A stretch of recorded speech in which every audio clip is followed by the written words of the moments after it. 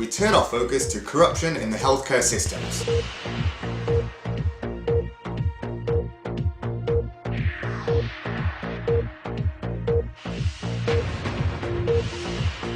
GSK had been selling drugs to Uganda for its anti-malaria campaign.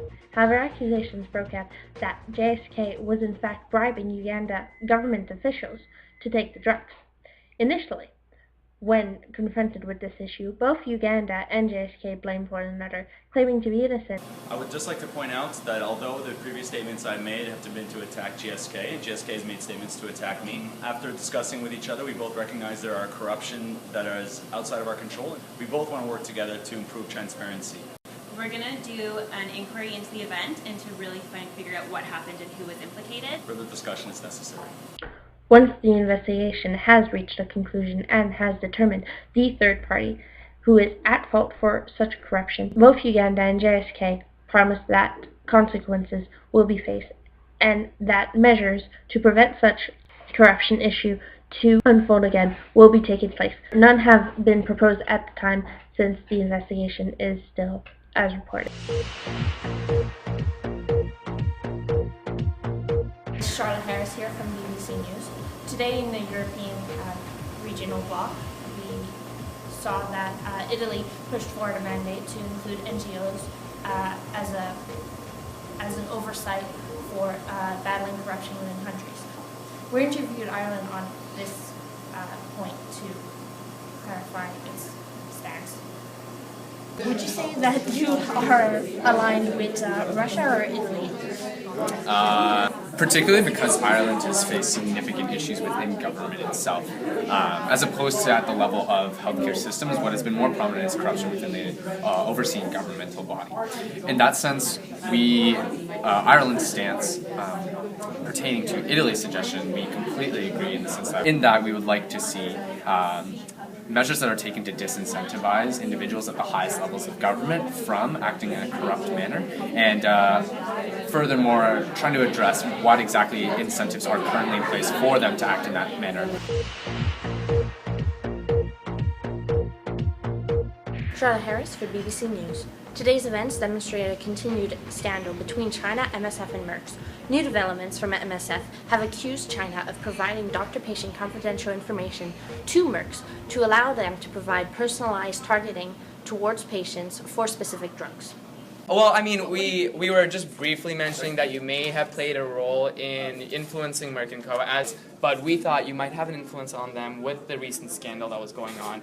I have received insight from someone, and this is what you said. You said, blah, blah, blah, the Chinese Ministry of Health has done all these things in association with Merck and Frost to give these clinical trials, and you completely support it. And then you go on to say that in the event that any of these practices go astray or any of these are not actually warranted or good, then just blame the United States of America just because. Who else did you say you would blame in here? The United States, the foreign media, or MSF? I don't see a signature on there, and I don't see any sign that that's from the government of China. So I believe that those are your initials at the very beginning. This is clearly your letter. China and Merck have denied these accusations. MSF has provided no hard evidence, but says that statistically the number of patients coming to them desiring Merck's products is extremely unlikely.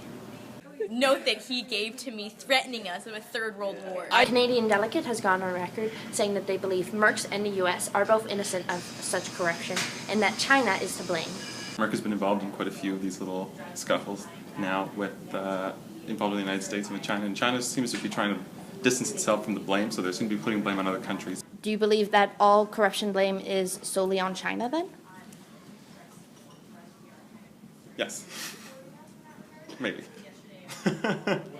Maybe.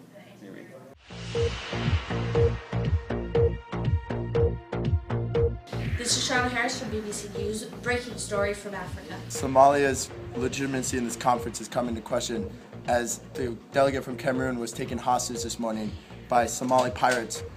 This show of clear corruption makes us wonder whether Somalia can be truly trusted in his working paper after this clear sign of corruption.